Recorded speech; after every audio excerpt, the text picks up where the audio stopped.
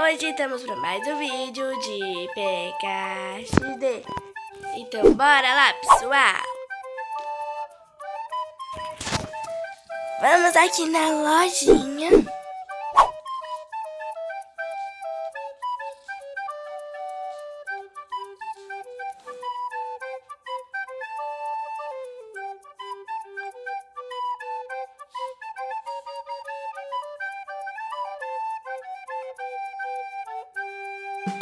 Aqui, gente, uma cabana.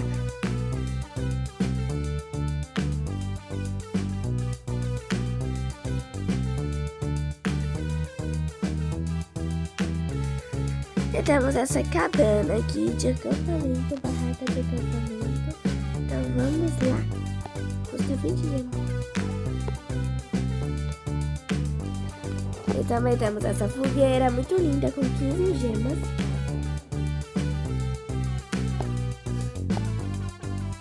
E churrasqueira portátil.